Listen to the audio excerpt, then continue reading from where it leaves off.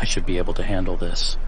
That thought echoed louder than the hum of the engine, louder than the metallic rattle in the wings, louder than the endless breath of the wind howling outside the thin walls of my plane. My fingers were locked tight around the yoke, knuckles pale, but no amount of grip was going to stop the storm rolling in from the west. Below me, the Carpathian stretched out like some ancient beast, silent, unfeeling, waiting. From up here, the peaks looked like jagged teeth, hungry to bite through the bones of any poor bastard dumb enough to crash. I'd flown over these mountains countless times like today. Just another routine flight, checking the snowpacks, watching for the telltale shifts of potential avalanches. A job to keep the resorts below fat and happy, so tourists could sip their mulled wine and play in the snow without getting buried alive. But nothing about today was routine. The sky had turned on me faster than I could process, the once clear expanse now churning with thick clouds, the kind that blotted out the sun and dragged the temperature down with them. Fast-moving front, I thought. I told myself I could outrun it, skirt the edge, finish the job, and make it home by sunset. Hubris. I squinted into the darkening sky, turbulence kicking hard at the belly of the plane. My stomach lurched as the propeller sputtered. I adjusted the throttle, tapped the dials. Old habits, comforting motions that didn't mean anything anymore. The storm didn't care about my experience, didn't care that I knew every inch of these peaks, didn't care that I was trained, seasoned.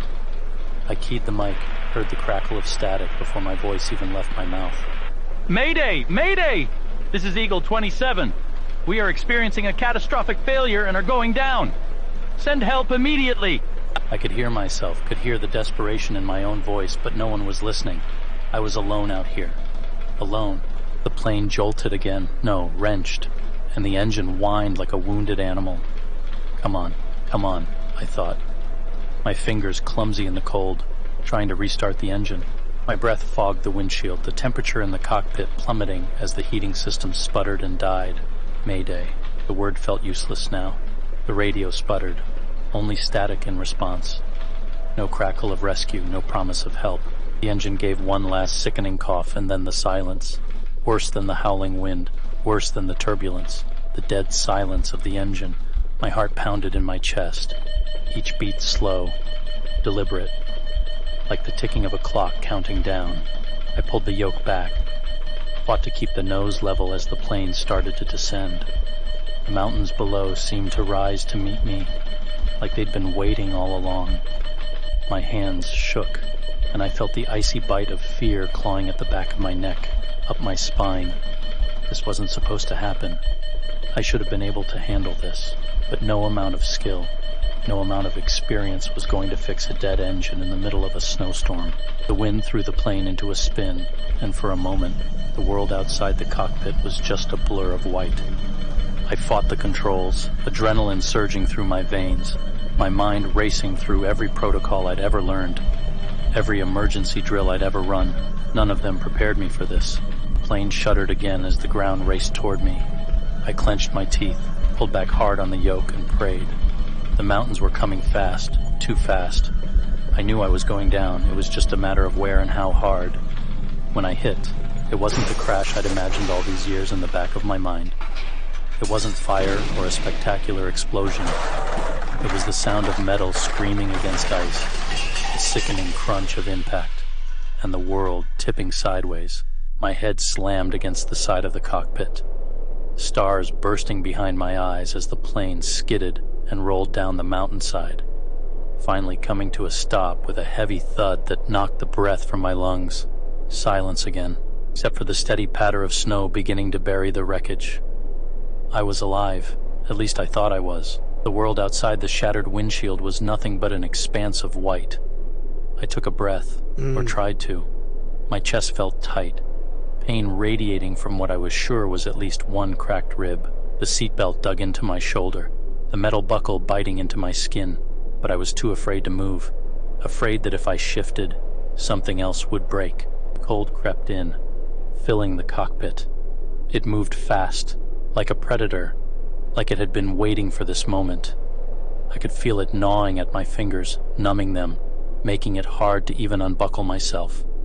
I finally managed to free myself from the harness and half crawled, half fell out of the wreckage.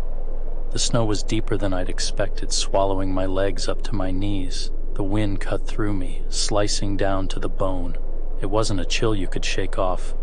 It wasn't something you could bundle up against. It was the kind of cold that made you realize how fragile you really are. I stood there for a moment, staring at the wreckage of the plane, the crumpled metal, the bent propeller, and felt a wave of frustration rise up in my throat. I had done everything right. I had followed every procedure, made every call, and still here I was, stranded, alone. That's when I saw them. In the distance, barely visible through the falling snow, a pack of wolves. They moved effortlessly through the drifts, sleek, silent, eyes glowing in the fading light. They didn't look at me, didn't acknowledge my presence at all. They were at home here, in this wilderness that was slowly killing me. They were built for this, and I wasn't. I watched them for what felt like hours, the wolves weaving through the snow like ghosts, disappearing and reappearing in the distance. I wondered if they even knew I was here. If they did, they didn't care. I turned back to the plane, the wreckage already beginning to disappear under the growing weight of snow. My fingers fumbled for the emergency kit, pulling out the few supplies I had left. A small flare, a thin blanket, a handful of energy bars. It wasn't much. Definitely not enough. I crawled back inside the cockpit, pulling the door shut behind me to seal out as much of the cold as I could. My breath came in shallow gasps, the pain in my chest sharp and constant. I kept telling myself I could handle this, that someone would find me, that I just needed to wait. But as the hours passed, and the cold pressed in harder, I began to wonder how much longer I could keep telling myself that lie. I should be able to handle this. But the truth was, I wasn't sure I could. I spent the first night in the wreckage, curled up in the cockpit, the broken windows allowing the cold to seep in as though the wind had a personal vendetta. I clutched the thin blanket tighter around me, pressing it against my chest, trying to ignore the sharp pain with every breath. The emergency heater sputtered, offering only a feeble warmth that evaporated almost as soon as it touched my skin. I stared out at the snow, my breath fogging up the cracked windshield in short, panicked bursts. The sky had swallowed the mountains, a white void of falling snow and distant howling winds, and it felt like I was the only living thing in this frozen hell. I had to stay here. That's what they always said. Stay with the plane, wait for rescue. Someone would come, eventually. But as the hours stretched on, that confidence began to unravel, thread by thread. I tried the emergency radio again, my voice hoarse from shouting into the static. Mayday! Mayday! My words felt smaller each time. No one was coming. The days passed in a blur of white and silence. The kind of silence that presses in from all sides, erasing everything that once seemed solid or real. I counted my supplies obsessively, as if numbers and rations would somehow anchor me to reality.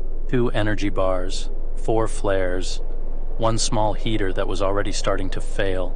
The flicker of its dying light was like a heartbeat, slowing with every passing moment. I kept hoping the radio would crackle to life, that someone, anyone, would answer. But it was nothing but cold. On the 3rd day, I saw the wolves again. I'd stepped outside to stretch my legs despite the gnawing chill, and they were there. Distant shadows moving across the snow like they were made of the landscape itself. 6 of them, maybe 7. They moved together, swift and silent, their coats blending into the endless white. For a moment, I envied them. Their certainty, their ease. They knew how to survive this. They didn't need flares or blankets or desperate radio calls. They followed their instincts, lived by something far more primal, something I no longer had access to. I watched them, their bodies a flicker of muscle and fur against the horizon. They were alive because they belonged here. I was just an intruder, gasping for air in a place that had no use for me. Stay with the plane, wait for rescue. That thought became my mantra, a threadbare lifeline I clung to in the quiet terror of each day. The idea that I could somehow outlast this, outthink it, was all that kept me from losing my mind. But each morning when I woke, colder than the last, the realization crept in a little deeper. This wasn't about thinking my way out. The cold didn't care about that. The Carpathians didn't care. By day 5, my supplies were almost gone. The heater's light had died during the night, leaving the cockpit a frozen tomb, and the emergency rations had dwindled to crumbs. I tried to ration what little I had left, but it didn't matter anymore. My hands were useless, too numb to feel, and my toes had stopped aching, which I knew wasn't a good sign. The wolves came closer, their presence a constant reminder of what real survival looked like.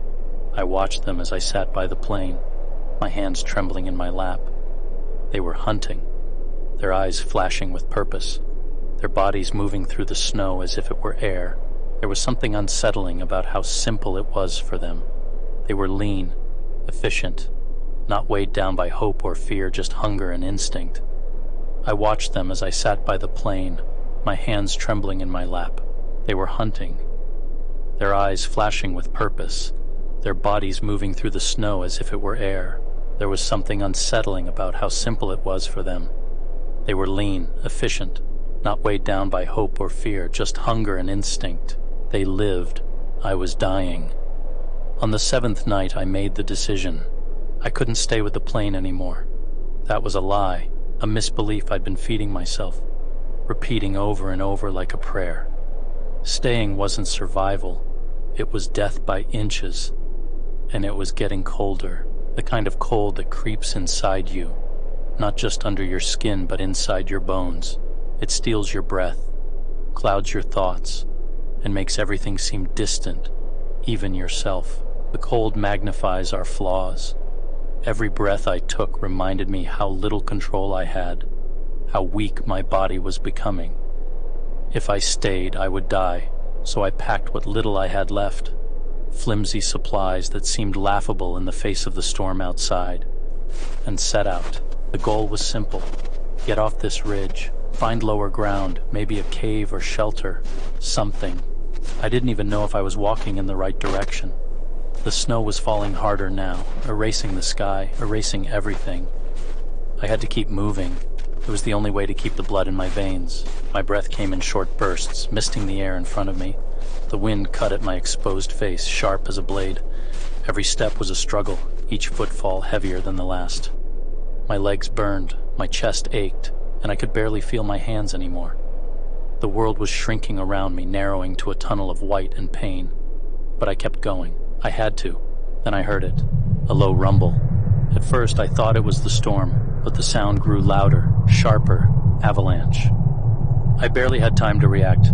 The mountain roared as the snow shifted, giving way, and the ground beneath me crumbled. I threw myself toward the nearest ridge, tumbling down, my body battered by rocks and snow. The force of the avalanche was indescribable, an unstoppable wave of destruction that swallowed everything in its path. I scrambled for purchase, clawing at the snow, my nails tearing against ice. My mind was screaming, but all I could hear was the roar. The snow buried me, dragging me under, suffocating. I kicked, fought, tried to claw my way out as the weight of it pressed down on me. This is it, I thought. This is where I die. Somehow I managed to pull myself free, gasping for air as I dragged my broken body up onto the ridge. Everything hurt.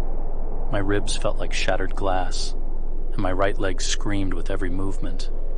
I lay there gasping, feeling the cold press harder against me, relentless. I knew something inside me had broken. The wolves weren't the only ones watching now. The mountains had been watching too, waiting for their moment. I looked around, disoriented, the world spinning. The avalanche had carried me far from the plane. No idea where I was anymore, no idea how far I'd fallen. But I knew one thing for certain. I was alone, completely alone.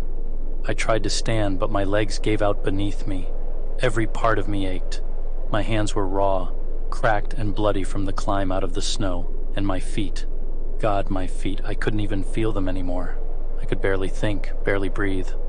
The cold had taken over, turning my thoughts sluggish, heavy. I glanced up at the ridge and saw the wolves again, watching from a distance. They didn't come closer, didn't move at all, just stood there, silent and waiting, like they knew.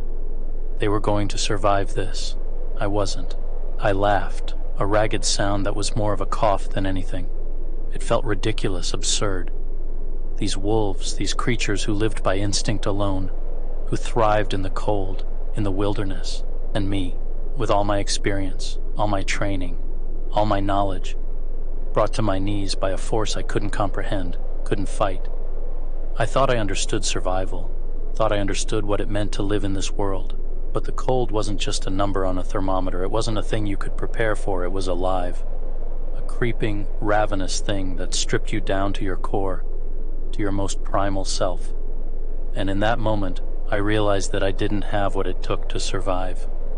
I was a man, built for the comfort of fire and walls. The wolves, they were built for this. I was dying, and the mountain didn't care. By the time I woke up again, the light was different, sharper, colder. My body was no longer mine, just a vessel of frozen bones and raw skin. I had dragged myself far from where the avalanche had spat me out, but the progress felt meaningless now. It had taken everything from me. I couldn't even tell if I was still on the same mountain.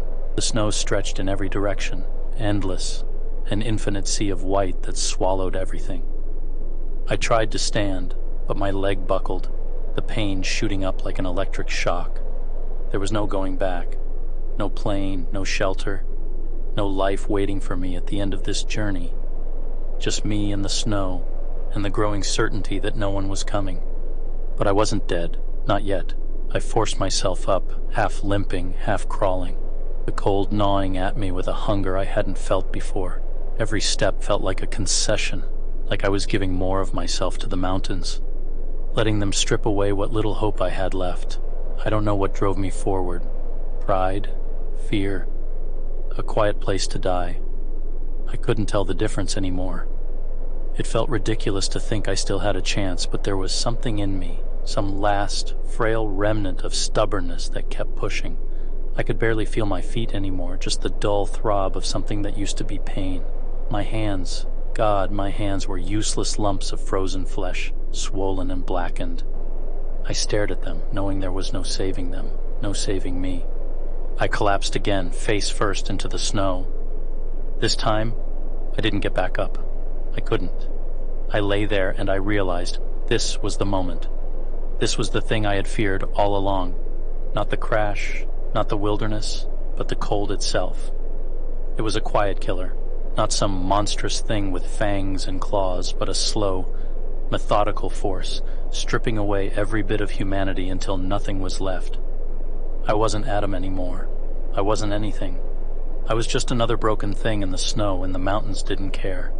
The cold doesn't care. I rolled onto my back. I heard it before I saw it. A distant hum, faint at first but unmistakable, growing louder like a fly circling a carcass. I forced my eyes open, blinked against the biting wind, and there it was, a plane, small like mine, cutting across the gray sky. I wasn't alone. It was the search party. They'd come for me. A thought hit me like a shock to the chest, adrenaline surging through my body. I waved my arms, tried to shout, but my voice cracked, little more than a whisper lost in the wind. I fumbled for one of the last flares, my fingers stiff, barely able to bend. I could barely feel them as I lit it and held it high. A sputtering red light flared against the white, a small beacon of hope. They'll see me. They have to see me. The plane circled overhead, and I swore I saw it tilt as if the pilot had noticed. I started laughing, the sound strange and jagged in my throat. My heart was pounding wild and painful. I'm saved. I was sure of it. They were coming. I wasn't going to die here. The wolves. They were nowhere to be seen now. I couldn't help but smile at that. The red flare still burning in my trembling hand. It felt like victory. Like I had somehow won. Like the universe had changed its mind at the last minute. I wasn't meant to die here after all. But as the seconds dragged on, something gnawed at the edges of my mind. A quiet whisper of doubt. The plane was still circling. It wasn't descending. I squinted up, trying to see through the haze of snow and clouds, and realized it wasn't getting closer. It was too high. It was moving too fast. The flare died in my hand, leaving nothing but a thin trail of smoke curling into the sky. My heart, which had been racing with hope, stuttered and stopped. The plane made one last pass over the ridge, and then slowly it veered off, vanishing into the white. No, My voice broke, weak and useless against the wind. No, no, no. The realization crashed over me with a force I hadn't felt before. They didn't see me. They weren't coming for me. They hadn't even known I was here. I sank to my knees, the cold seeping back in, stronger than ever, like it had been waiting for this moment of defeat. The numbness spread through my body again, heavier than it has ever been, like the weight of it was finally too much to carry. My breath came in short, ragged bursts, each one more painful, more final than the last. This is it, I thought. This is the real end. I don't know how long I lay there, but when I opened my eyes again, the wolves had returned. They were close enough that I could hear their breath, see the mist rising from their bodies in the night. They stood a few feet away watching me, their eyes glowing in the dim light. They weren't afraid of me. They didn't need to be. I wasn't a threat. I couldn't even muster the energy to be afraid of them anymore. There was no room for fear. Only the cold. One of them stepped forward, its fur rippling like liquid shadow, and for a moment I thought I saw something in its eyes. Recognition, understanding, maybe even pity, but it was fleeting. Gone as soon as it appeared. They didn't need to understand me. The wolves circled, and I closed my eyes, the numbness spreading through my body like a blanket, thick and suffocating. This was it. My last moment, and it was quiet, so quiet, like the world had forgotten I ever existed. I thought about the life I had lived, the arrogance of it, the way I had moved through the world, thinking I understood it, thinking I could control it. But nature wasn't something to be controlled. It was bigger than that, bigger than me.